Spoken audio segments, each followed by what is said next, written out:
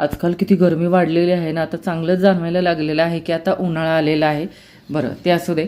सर्वांना आधी सकाळ सकाळ शुभ सकाळ, मस्तपैकी सकाळची सुरुवात झालेली आहे. गरम पाण्याने मी माझ्या सकाळची सुरुवात करते.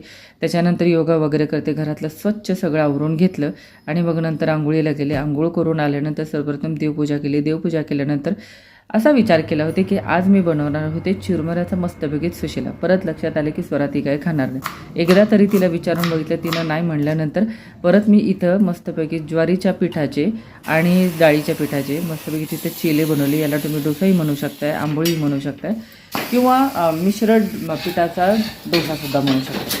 तुम्हाला जे आवडेल ते म्हणा. तर इथं आज माझा असा मस्तपैकी नाश्ता तयार झालेला आहे. कोरा चहा मस्तपैकीत माझ्यासाठी केला. मस्तपैकीत हा माझा एक फेवरेट शब्द झालेला आहे, जो कदाचित सारखं व्हिडिओमध्ये येतं. हे मी स्वतः रिअलाईज केलेलं आहे.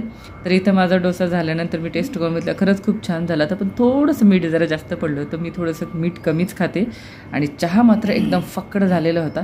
तर कसा वाटला आजचा व्हिडिओ कमेंट बॉक्समध्ये लिहून नक्की सांगा. आवडल्यास लाईक शेअर सबस्क्राईब.